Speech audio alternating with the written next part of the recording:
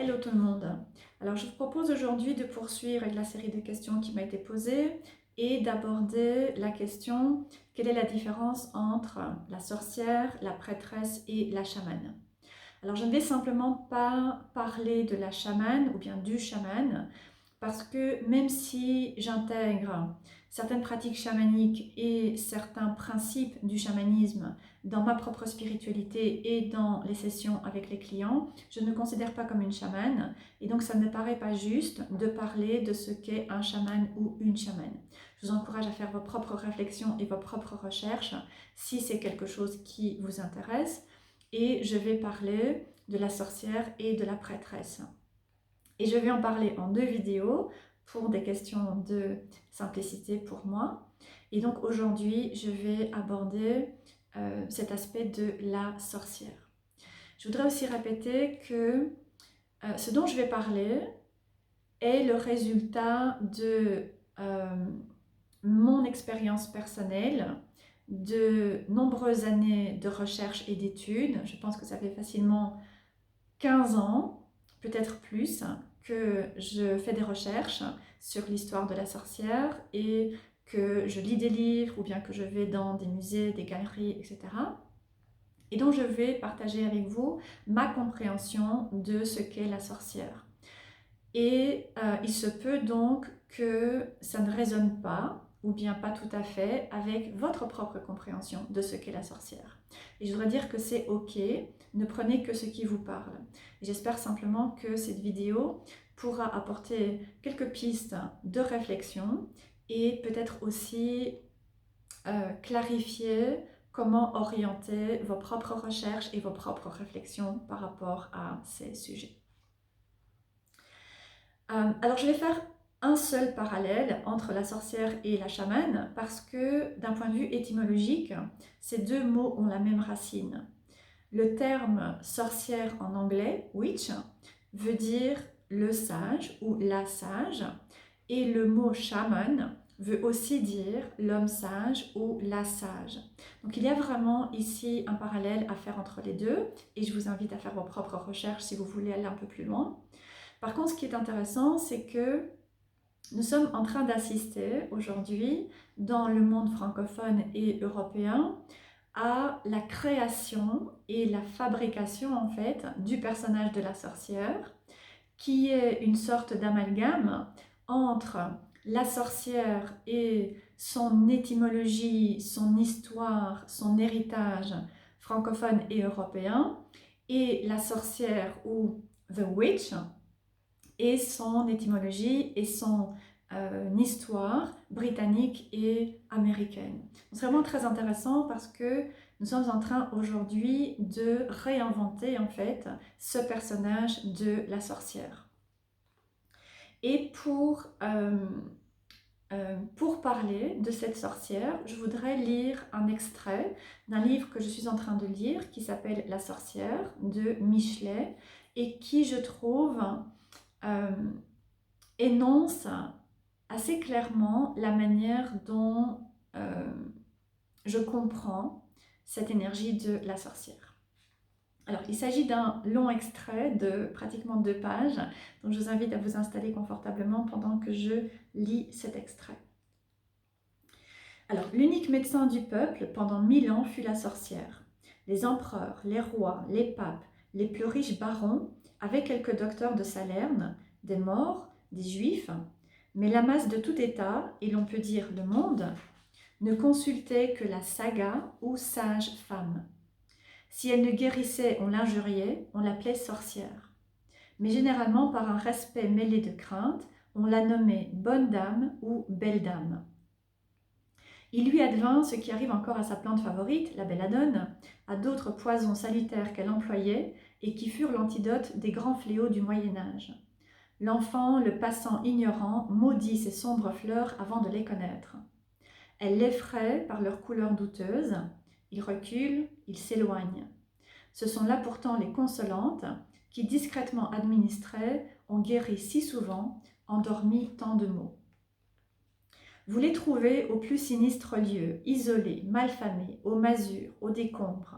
C'est encore là une ressemblance qu'elles ont avec celles qui les employaient.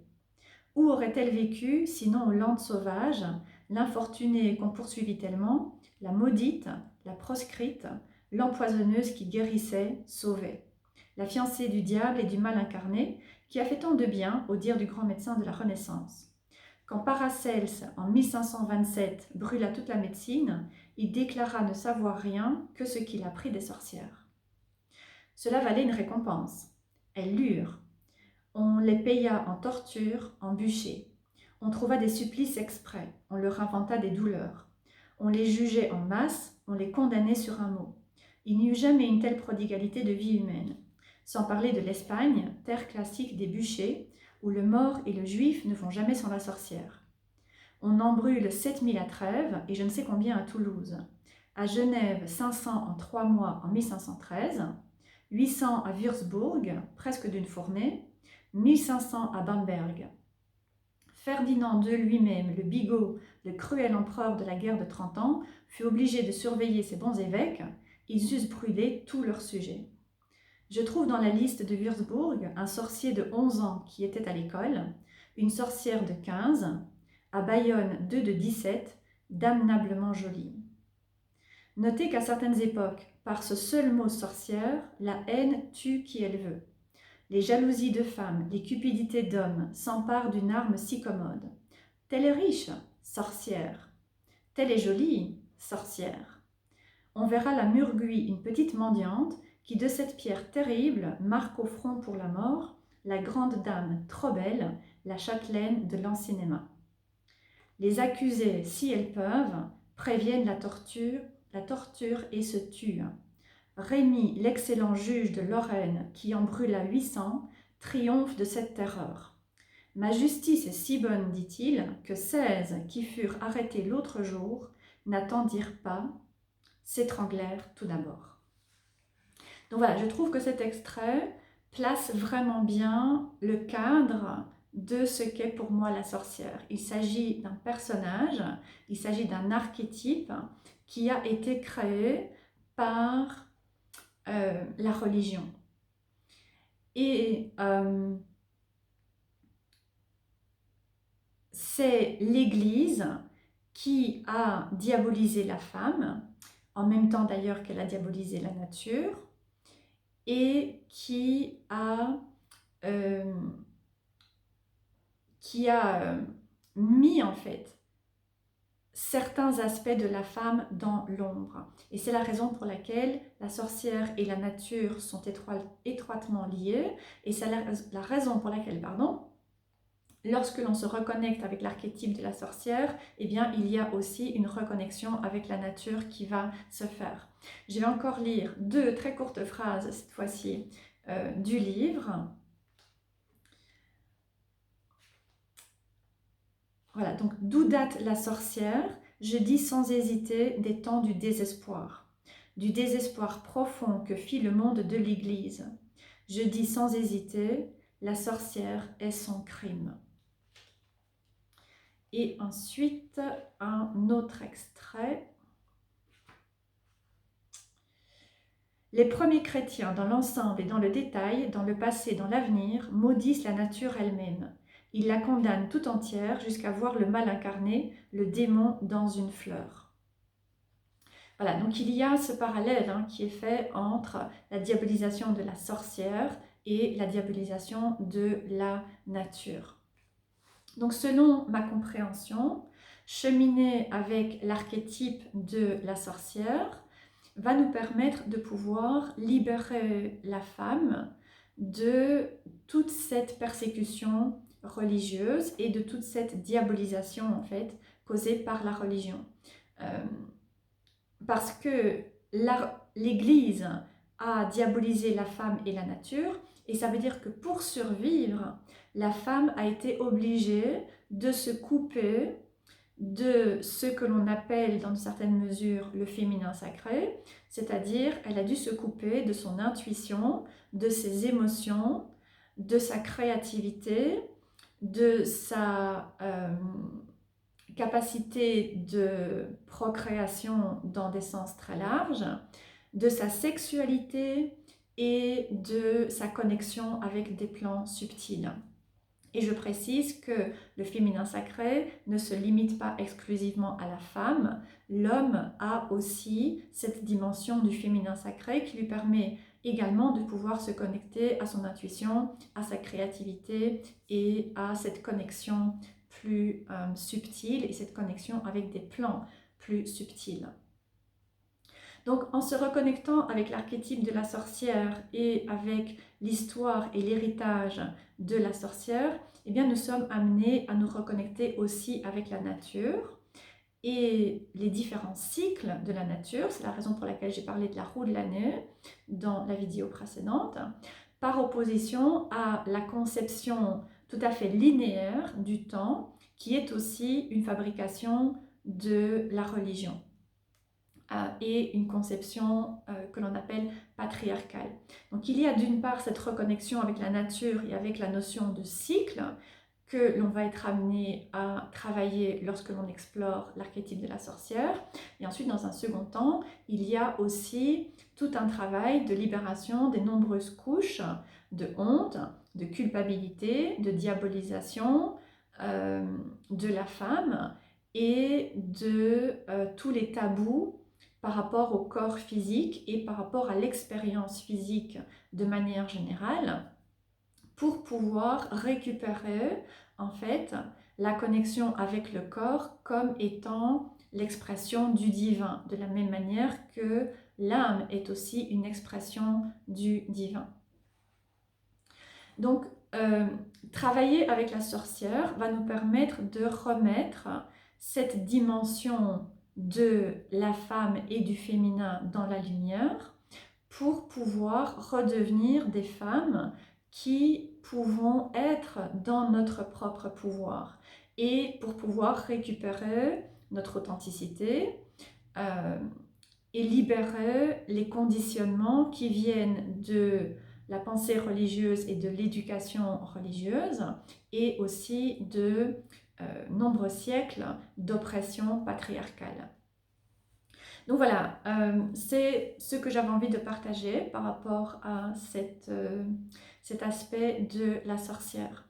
Pour moi, il s'agit d'un archétype et le mot sorcière est un terme qui englobe ou bien qui est associé en fait à ces différents aspects du féminin qui ont été soumis à l'oppression religieuse, qui a pris de très nombreuses formes pendant de très nombreux siècles, dans le but d'ôter à la femme son pouvoir et de la diaboliser et de le diaboliser aussi, donc de la plonger dans l'ombre et de la plonger dans la honte.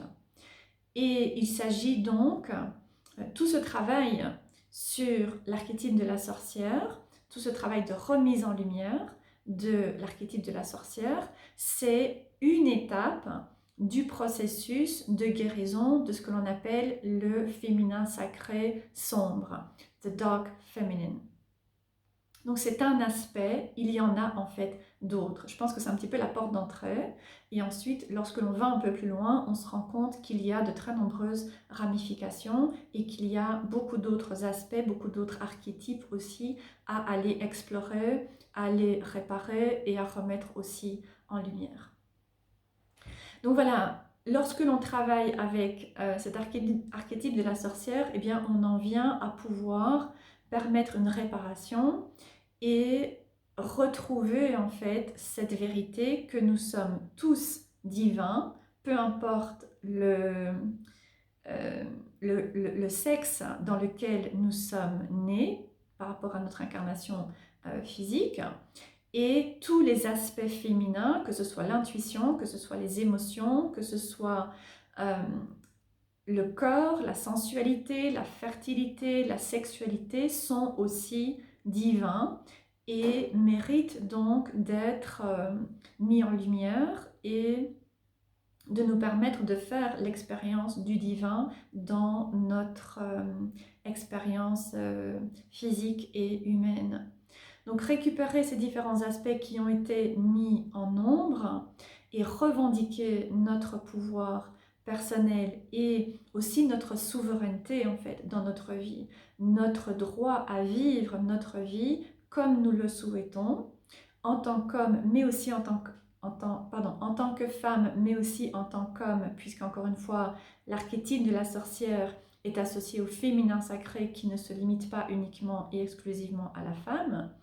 Et donc, tout ça va nous permettre de pouvoir redevenir des femmes et des êtres indépendants dans notre pouvoir, forts et entiers par nous-mêmes, sans avoir besoin de salut extérieur et sans avoir besoin d'être complétés par un homme ou bien par d'autres choses. Voilà, je vais m'arrêter là. J'espère que ça vous parlera. Je vous encourage vraiment à réfléchir à ces choses dont je viens de parler dans cette vidéo. J'espère que ça pourra vous apporter quelques éclairages et peut-être vous permettre aussi de remettre certains aspects que vous avez explorés sur votre propre chemin dans un certain contexte pour que vous puissiez continuer de travailler à ces différents aspects, de guérir ces différents aspects et de mieux vous comprendre et mieux comprendre aussi votre expérience. Voilà, merci encore pour la personne qui a posé ces questions. Si vous avez d'autres questions, n'hésitez pas à les poster en commentaire en dessous de la vidéo. Je les ajouterai à ma liste. Je vous souhaite une très bonne journée et je vous dis à bientôt.